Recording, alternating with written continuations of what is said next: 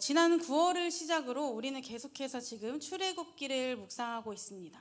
그런데 그냥 개인 묵상뿐만 아니라 주일 예배, 수요 예배, 그리고 지난주에 있었던 특세 때도 함께 출애굽기 말씀을 나누다 보니까 뭔가 체감상 출애굽기를 묵상한 지 굉장히 오래된 것 같은 기분입니다. 근데 실제로는 이제 한 달 반 정도밖에 되지 않았다는 사실. 저는 이게 뭔가 조금 반갑기보다는 뭐야 이것밖에 안 됐어? 엄청 오래 묵상한 것 같은데 라는 생각이 들 때가 있습니다. 물론 저만 그런 거겠죠. 우리 성도님들은 출애굽기를 통해 또 많은 은혜를 받고 계실 줄 믿습니다. 큐티책을 구석구석 꼼꼼히 살펴보신 분들은 아시겠지만 혹시 모르시는 분들을 위해 깜짝 스포를 하자면 올해 연말까지 출애굽기가 계속됩니다. 그래서 염려 마시고 충분히 묵상하실 수 있으니까 연말까지 다른 말씀 보지 마시고 출애굽기를 충분히 묵상하시길 바랍니다. 이 출애굽기는 잘 아시는 것처럼 하나님께서 언약을 성취하시기 위해 이스라엘 자손들을 구원하심으로 그들을 하나님의 백성 삼아 주시고 그들을 약속의 땅으로 인도하시며 이들이 하나님 나라의 백성답게 살도록 규칙을 만들어 주시고 또 그들을 훈련시키시며 세워가시는 내용을 담고 있습니다. 그 중에서 오늘 본문 말씀은 우리가 잘 알고 있는 만나와 메추라기에 대한 내용을 담고 있습니다. 본문 말씀 1절에 보면 이스라엘 자손이 온 회중이 엘림에서 떠나 엘림과 시내산 사이에 있는 신광야에 이르니 애굽에서 나온 후 둘째 달 15일이라 라고 말씀하고 있습니다. 이 말씀을 보면 6월절을 기준으로 이스라엘 백성들이 출애굽한 지 한 달 정도 되었다는 것을 알 수 있습니다. 다시 말하면 이 한 달이라는 시간 동안 딸린 아이들 외에 장정만 60만 명이 정도 되는 백성들과 거기에 따라 나온 여러 민족들 그리고 많은 가축이 함께 광야의 길을 갔다는 것입니다. 다른 것 다 제외하고도 장정만 60만 명이라는 이 숫자가 잘 체감되진 않지만 바로가 위협을 느낄 만큼 많았기 때문에 정말 많은 인원이 광야로 향했다는 것을 짐작할 수 있습니다. 이 많은 인원이 한 달 동안 아무것도 없는 광야에서 머물렀다는 것은 이제 그들이 가진 식량이 다 떨어져 간다는 것을 알 수 있습니다. 이들뿐만 아니라 어린아이들도 있었고 가축도 있었기 때문에 그들이 애굽에서 가지고 나온 식량이 순식간에 사라지는 것은 일도 아니었을 것입니다. 그리고 많은 짐을 가지고 광야길을 걸었기 때문에 그에 따른 체력 소진도 컸을 것입니다. 결국 여러 복합적인 상황 속에서 백성들의 원망이 터져나오기 시작했습니다. 본문 2절에 이스라엘 자손 온 회중이 그 광야에서 모세와 아론을 원망하여 라고 말씀하고 있습니다. 그리고 백성들이 이들을 원망하는 이유는 3절에서 언급하고 있는데 이스라엘 자손이 그들에게 이르되 우리가 애굽 땅에서 고기가마 곁에 앉아 있던 때와 떡을 배불리 먹던 때에 여호와의 손에 죽었더라면 좋았을 것을 너희가 이 광야로 우리를 인도해내어 이 온 회중이 줄여 죽게 하는도다 라고 이야기하고 있습니다. 모세는 2절을 통해 온 회중이 원망했다고 언급했는데 이는 먹을 양식이 부족하다는 문제가 갑자기 발생한 것이 아니라 꾸준히 쌓여왔으며 모두가 어느 정도 또 대부분 심각하게 영향을 받았음을 암시하고 있습니다. 이스라엘 백성들은 자신과 가족, 가축의 수명이 점점 줄어드는 상황과 아무것도 없는 광야에서 하루하루 식량을 구할 수 없는 상황을 마주하면서 이 상황을 반전시킬 극적인 일이 일어나지 않는 한 죽게 될 것이라고 느꼈을 것입니다. 결국 이들에게 한계가 온 것이죠. 저는 이 부분을 묵상하면서 이들의 원망이 한편으로는 이해가 되기도 했습니다. 가족들과 가축을 챙기며 광야의 길을 걷는다는 것도 쉽지 않았을 것이고 애굽에서 가지고 나온 식량은 다 떨어져 가고 고된 광야 생활 속에 굶주림까지 더해지니 많이 힘들었을 것입니다. 만약 제가 이들과 똑같은 상황에 처해 있었다면 저 또한 원망과 불평이 쏟아져 나왔을 것 같습니다. 이스라엘 백성들은 현재 처한 상황과 현실이 너무 힘들다 보니 원망과 함께 애굽에서 배부르게 먹던 시절을 떠올리며 왜 이 광야로 끌고 나와서 굶어 죽게 하느냐며 불평을 쏟아냅니다. 여기서 인간의 본성을 볼 수 있는데 우리는 대부분 우리가 현재 처한 상황이 힘들고 어려울 경우 좋았던 지난 시절을 생각하며 현실을 거부하거나 피하고 싶어 합니다. 과거와 현재를 비교하며 현실을 원망합니다. 아, 옛날에는 이랬는데 지금은 도대체 왜 이러는 거야? 왜 이렇게 힘들고 왜 이렇게 어려운 거야? 다시 예전으로 돌아갈 수 있으면 좋았던 그때로 다시 돌아가고 싶다 라고 생각하며 좋았던 시절로 다시 돌아가고 싶어 합니다. 이스라엘 백성들도 그랬습니다. 이들은 애굽을 떠날 당시 하나님께서 약속하신 새로운 땅으로 간다는 것에 대한 기대와 소망이 있었을 것입니다. 적어도 더 이상 노예로 살지 않아도 된다는 안도감이 가득했을 것입니다. 그렇게 들뜬 마음으로 애굽을 떠났는데 가는 길에 홍해를 마주하게 되고 거기에 또 바로의 군대가 쫓아오는 것을 보며 낙심했습니다. 그런데 거기다가 식량마저 부족해지니 이들에겐 더 이상 새로운 땅에 대한 기대는 사라지고 어려운 현실 속에 원망과 불평만 남은 것입니다. 그래서 노예였음에도 불구하고 그나마 배불리 먹었던 그때로 돌아가고 싶어한 것입니다. 이런 상황만 보면 이들의 원망과 불평은 타당해 보일 수도 있습니다. 누가 봐도 상황이 긍정적이거나 좋게 흘러가고 있지 않기 때문입니다. 그러나 이들이 놓친 것이 하나 있습니다. 이것은 이들에게 가장 중요한 것이었습니다. 바로 이 순간에도, 그들이 원망과 불평을 쏟아내는 그 순간에도 함께 하신 하나님입니다. 이들은 눈앞에 닥친 어려운 현실 때문에 하나님을 보지 못했습니다. 그 어려운 마음이 이들의 눈을 가렸습니다. 그런데 하나님은 여전히 이들과 함께 하시며 이들을 바라보고 계셨습니다. 그들의 소리에 귀를 기울이시고 들으셨습니다. 그래서 하나님이 먼저 그들에게 반응하십니다. 본문 4절을 보면 그때 여호와께서 모세에게 이르시되 보라, 내가 너희를 위하여 하늘에서 양식을 비같이 내리리니 백성이 나가서 일용할 것을 날마다 거둘 것이라. 이같이 하여 그들이 내 율법을 준행하나 아니하나 내가 시험하리라. 하나님은 그들의 원망의 소리를 들으시고 그들을 위하여 하늘에서 양식을 비같이 내릴 것이라고 말씀하셨습니다. 이것을 통해 백성들이 일용할 것을 날마다 거둘 것이라고 말씀하셨습니다. 그리고 이어서 이렇게 말씀하십니다. 5절에 보면 여섯째 날에는 그들이 그 거둔 것을 준비할지니 날마다 거두던 것에 갑절이 되리라. 사실 이 모든 것은 하나님의 계획 안에 있었습니다. 다시 말하면 모든 것이 하나님의 주권 아래에 있다는 것입니다. 아브라함으로부터 시작된 하나님의 언약, 그리고 그 언약의 성취 핵심은 바로 이스라엘 백성들이었습니다. 하나님은 이들을 통해 온 인류의 구원에 대한 계획을 가지고 계셨습니다. 그리고 그 큰 계획을 시작으로 이들을 백성 삼아 주셨습니다. 그래서 그들이 고통 속에 부르짖는 소리에 응답하신 것이고 그들을 노예의 삶으로부터 벗어나게 해주신 것입니다. 그런데 이스라엘 백성들은 이것을 깨닫지 못했습니다. 그들의 참된 주인, 그들의 삶의 인도자가 누구인지 알지 못했습니다. 이미 이들은 여러 번 하나님의 놀라운 역사를 경험했습니다.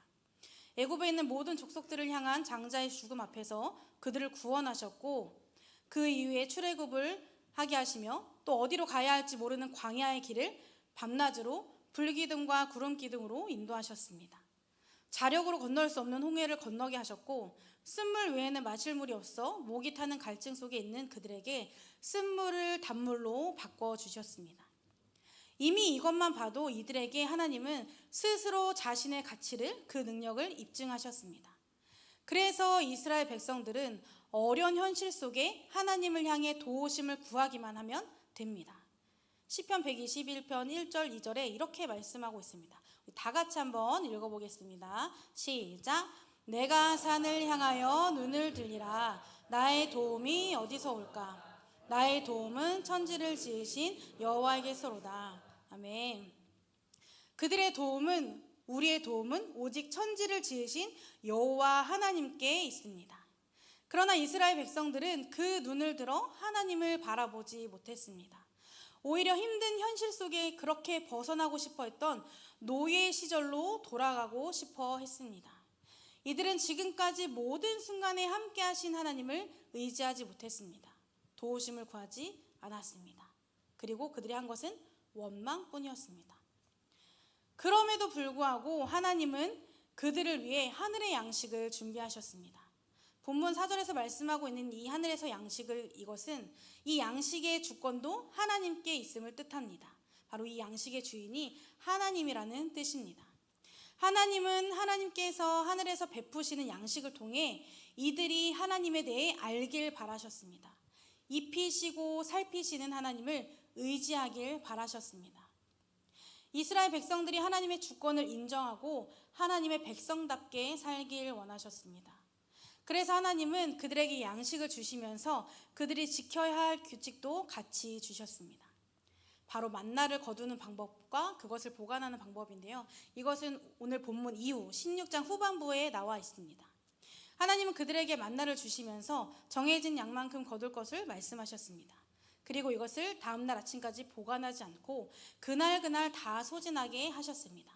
그리고 안식일을 앞둔 6째 날만 원래 거두던 것의 2배를 거둘 수 있도록 하셨고, 그것을 보관하게 하셔서 안식일에는 양식을 거두는 일 없이 보관한 것으로 먹게 하셨습니다. 하나님께서 이들에게 양식을 그냥 주시지 않고 규칙을 정하신 이유는 4절에도 나와 있듯이 이들이 하나님이 정하신 법에 순종하는지 순종하지 않는지 그들을 시험하시기 위함이었습니다. 그런데 이것은 이들이 이 규칙을 지키지 않았을 경우 이들을 벌하기 위함이 아닌 이들이 하나님만 의지하고 신뢰하며 살아가도록, 하나님 주권 안에 그 다스리심 속에 평안하게 살아가도록, 이 세상 모든 것은 창조주이신 하나님으로부터 나온다는 것을 알게 하기 위함이었습니다. 그러나 이스라엘 백성들은 이 규칙 또한 지키지 않았습니다. 참 지독하게 말 안 듣죠. 우리 성도님들은 어떠신가요? 이스라엘 백성들과 자신을 비교했을 때 현재 여러분들의 시선은 어디를 향하고 있나요? 종종 찾아오는 현실 앞에 조금도 벗어날 틈이 없어 보이는 그 큰 문제 앞에 어떻게 반응하고 계신가요? 눈을 들면 하나님의 도우심을 구할 수 있는데 그 눈을 들지 못해서 주저앉아 현실을 원망하고 계시진 않으신지, 저를 포함해서 우리도 이스라엘 백성들과 별반 다를 것이 없을 것 같습니다. 습관처럼 원망과 불평이 나올 것 같습니다. 물론 처음에는 하나님의 도우심을 구하며 정말 간절히 기도할 것 같습니다. 그런데 그 시간이 길어지면, 내가 생각한 것보다 견뎌야 할 시간이 더 길어지면 우리는 금방 포기하기도 합니다. 그러다 보면 우리의 기도는 어느새 원망으로 바뀌어 있습니다. 이런 우리의 모습을 보시고 과연 하나님은 뭐라고 말씀하실까요? 저는 오늘 본문 말씀을 묵상하면서 딱 이 말씀이 떠올랐습니다. 바로 오늘 설교 제목이기도 한데요. 하물며 너희일까 보냐입니다. 마태복음 6장 30절에서 32절 말씀을 보면 이렇게 말씀하고 있습니다. 오늘 있다가 내일 아궁이에 던져지는 들풀도 하나님이 이렇게 입히시거든 하물며 너희일까 보냐, 믿음이 작은 자들아. 그러므로 염려하여 이르기를 무엇을 먹을까, 무엇을 마실까, 무엇을 입을까 하지 말라. 이는 다 이방인들이 구하는 것이라. 너희 하늘 아버지께서 이 모든 것이 너희에게 있어야 할 줄을 아시느니라. 우리 하나님은 우리가 처한 상황, 우리의 필요, 모든 환경을 다 아시는 분이십니다. 공중의 새도 돌보시며 들풀도 입히시는 그 하나님이 우리를 가장 귀히 여기시며 하나님께 구하는 이들에게 그 필요에 따라 채우시는 분이십니다. 우리 하나님은 우리를 너무나 사랑하셔서 그 하나뿐인 아들 독생자까지 보내주신 분이십니다. 그런 하나님이 우리에게 이렇게 말씀하십니다. 하물며 너희일까 보냐. 여러분들에게 하나님은 어떤 하나님이신가요? 하늘의 양식을 비같이 내리게 하시는 분이신가요? 필요에 따라 채우시고 돌보시는 분이신가요? 모든 상황 속에서 우리와 함께 하시며 우리를 보호하시고 지키시며 책임지시는 분이신가요? 때때로 우리가 잘못된 길로 갈 때 우리를 말씀으로 깨닫게 하시고 때로는 꾸짖으시며 바른 길로 인도하시는 하나님이신가요? 우리 하나님이 이런 분이시라면 우리의 고백은 어떠해야 할까요? 원망과 불평이 아닌 감사여야 합니다. 그동안 속에 쌓여있던 불만이 터져 나오는 것이 아닌 우리의 속마음까지 꿰뚫어 보시는 하나님께 도움을 구하며 그분만을 의지해야 합니다. 우리에게 가장 좋은 것으로 주길 원하시는 하나님을 신뢰해야 합니다. 그럴 때 우리는 만나와 메추라기로 우리를 먹이시는 하나님을 경험할 수 있을 것입니다. 날마다 우리의 삶을 인도하시는 하나님을 만날 수 있을 것입니다. 아침 저녁으로 하나님의 영광을 보게 될 것입니다. 모세는 이스라엘 백성들에게 하나님께서 그들에게 주실 만나와 메추라기에 대해 전하면서 다시 한번 하나님이 어떤 분이신지 알게 될 것이라고 전했습니다. 6절에는 저녁이 되면 너희가 여호와께서 애굽 땅에서 인도하여 내셨음을 알 것이요, 7절에는 아침에는 너희가 여호와의 영광을 보리니 라고 말씀하고 있습니다. 그러면서 그들이 하는 원망은 자신들 모세와 아론에게 하는 것이 아닌 하나님을 향한 것이라고, 그리고 하나님께서 그들의 원망을 들으셨다고 거듭 이야기하고 있습니다. 이것은 모든 주권이 하나님께 있음을 다시 한번 전하며 자신들은 그저 하나님의 도구일 뿐이라고 고백하고 있는 것입니다. 또한 백성들의 원망이 가득함에도 불구하고, 그것을 다 들으셨음에도 불구하고 은혜를 베푸시는 하나님을 경험하게 될 것이라고 전하고 있습니다. 사랑하는 성도 여러분, 우리 하나님은 이런 하나님이십니다. 구하는 이들에게 주시는 분이시고 찾는 사람들에겐 찾게 하시며 두드리는 자에게는 열어주시는 분이십니다. 우리에게 좋은 것만 주시길 원하시는 우리의 아빠 되시는 하나님이십니다. 그저 현실을 원망하기보다 우리보다 앞서 일하시는 하나님께 시선을 두고 오직 주님만을 바라보시기 바랍니다. 우리의 모든 상황을 보시고 아시는 주님께서 필요에 따라 채우실 것입니다. 우리가 해야 할 일은 그 하나님을 의지하고 신뢰하며 말씀대로 살아가기를 힘쓰는 것뿐입니다. 하나님은 오늘도 우리에게 이렇게 말씀하십니다. 하물며 너희일까 보냐. 우리를 창조하신 후 심히 좋았더라 말씀하신 하나님, 우리를 그 무엇보다 가장 귀하게 여기시는 하나님, 우리 자신보다 우리를 더 사랑하시는 하나님께서 우리의 필요를 따라, 우리의 필요에 따라 보내시는 만나와 메추라기를 통해 감사함으로 그 크신 은혜를 누리며 날마다 하나님의 영광을 바라보며 하루하루를 살아가시는 성도님들이 되시길 주님의 이름으로 축복합니다.